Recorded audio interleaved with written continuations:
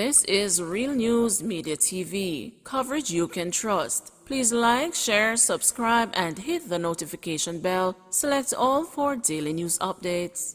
Indicom probing fatal police shooting of teen boy. The Independent Commission of Investigations is probing the fatal shooting of a teen boy by the police along Water Lane in downtown Kingston last night. He has been identified as 15-year-old Norando Booth. Indicom says information from the police is that a 3-member team was on mobile patrol when around 10:30, the cops came under gunfire from a group of 4 men, which was returned. 2 of the men reportedly escaped, 1 surrendered, and another was seen suffering from gunshot injuries. The injured teen was transported to the hospital, where he died while undergoing treatment, according to Indicom. It was reported that an imitation board gun wrapped in black tape was recovered at the scene. The detained man has been interviewed by Indicom, and the inquiries continue into the reported account of the incident. The oversight body says that the cops provided initial accounts of the incident to its investigative team and were each served with notices to provide a statement and to visit the commission to be interviewed.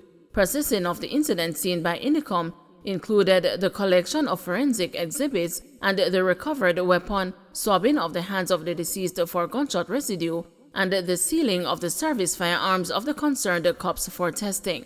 Indicom is encouraging members of the public who can assist with the investigation to come forward.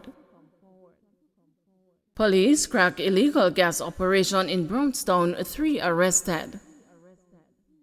The St. Anne police have arrested 3 men and dismantled an illegal petroleum operation in Brownstown on Thursday morning. Deputy Superintendent of Police Linton Bailey, in charge of crime for the division, said a team came upon the illegal operation in Tobolski during a raid as a part of Operation Leviticus. He said the police found a makeshift gas station that was being used to sell diesel. They also found several 5-gallon containers that they believe were used to store gas oil, as well as paraphernalia used in the distribution and the sale of gas oil. In Tobolski, we discovered a makeshift gas station that was being used to sell diesel. Had several 5-gallon containers that is suspected to be used to store gas oil. It also had paraphernalia that is used in the distribution and sale of gas oil. One of the areas that it was found, it was an underground tank that was concealed from the ordinary person. See, that one was found to contain several 5-gallon containers also. And we think that several gas station operators and distributors are being fleeced of millions of dollars worth of petrol from these traders. Person were taken into custody, but we are still looking for a man known only as Breadman of a Tobolski address that we think can assist in our investigation. Slain Savannah Lamar soup vendor identified.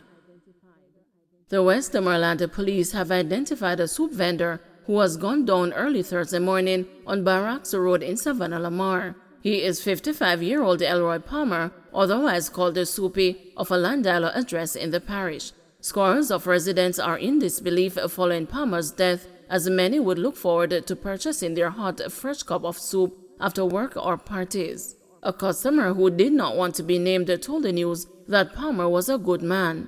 He added that the now-deceased man would park his cart along a plaza where he would make most of his sales. He said Palmer would then make his last sale in front of the JN ATM, park his cart across the road in a yard, and then head home. However, Palmer's usual routine was interrupted. When he parked his cart and attempted to head home, he was attacked and shot multiple times. When the news visited the scene of the shooting, the pavement where Palmer's gunshot-riddled body was found had flowers placed to commemorate his killing. 2 men shot dead in Clarendon drive-by shooting. Police detectives are probing the fatal shooting of 2 men during a gun attack on Wednesday in Buckner, Clarendon. The victims are 25-year-old Tony J. Hogan and 20-year-old Javon Pusey, both of Buckner. The news understands that shortly after 7 p.m., a group of men were standing along the roadway when a motor car drove up with armed men who opened the gunfire, hitting Hogan and Pusey. The culprits then escaped from the scene in the motor vehicle. The police were summoned, and on their arrival, Pusey's lifeless body was found in a gully. Hogan was assisted to the hospital, where he died while undergoing treatment. The police are yet to ascertain the motive for the killing, as investigations are ongoing. Warmington breaks ground for a $200 million road project in Trelawney. Minister without portfolio in the Ministry of Economic Growth and Job Creation, Everald Warmington, has broken ground on a $200 million road project that extends from Wakefield to Deeside in Trelawney.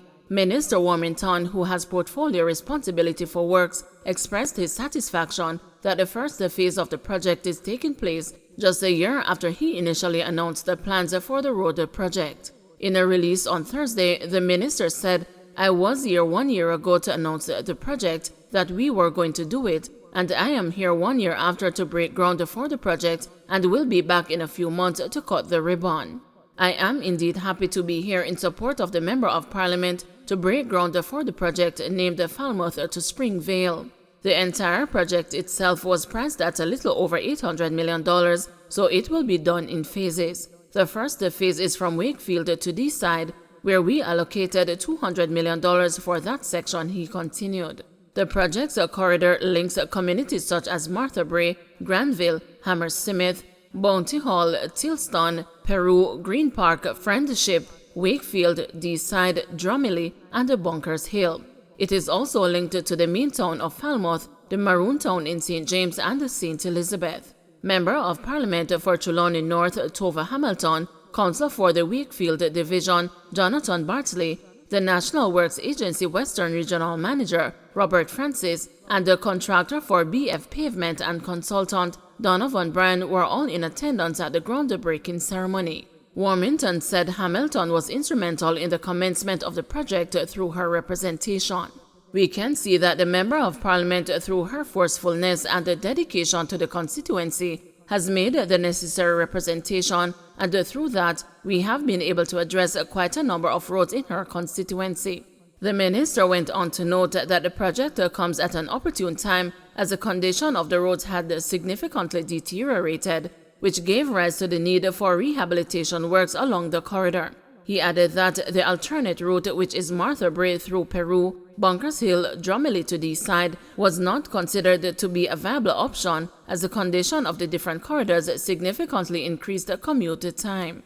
The scope of works includes debushing and the trimming of banks, earthworks, cleaning of drains, earth drains, outlets and culverts, construction of catch basins, concrete U and V drains, pavement works, and auxiliary road works. It is expected that Phase 2, which extends from Martha Brae to Bounty Hall, will begin early in the next financial year, with another $200 million projected cost. Attorney Carolyn Reed Cameron to become new public defender. Queen's Counsel Carolyn Reed Cameron is to be Jamaica's new public defender. A government official today disclosed to the news that she is to succeed attorney-at-law Arlene Harrison Henry, who retired in April. She is the second woman to be so appointed and is expected to take up the post next month. Reed Cameron has appeared in many high-profile cases and is described in legal circles as a fearless defender of the legal rights of her clients and an excellent defense lawyer. She was appointed Queen's Counsel in July 2018. Reed Cameron served as Deputy Director of Public Prosecutions before she entered private practice in 1996. She is the lead attorney at Carolyn Reed & Company. Reed Cameron is a member of the University Singers and is a talented soprano singer. The Office of the Public Defender was established in 2000 to investigate and to seek redress on behalf of Jamaicans whose constitutional rights have been violated. The OPD operates under the mandate of Voice to the Voiceless to lose the chains of injustice. The post was established in 1979 under the name of the Office of the Parliamentary Ombudsman. Attorney-at-law Herbert Mackenzie, who is the Deputy Public Defender, has been acting as public defender since April. Harrison Henry, in an interview in April, said one of her regrets was that the office was not protected in the Constitution of Jamaica, despite the promises from successive administrations to do so. Mackenzie said then that such a move would give the office more power in terms of getting responses from several agencies, including government departments, and to put the office on a more solid footing. Don't forget to like, share, subscribe, and hit the notification bell. Select all for daily news updates.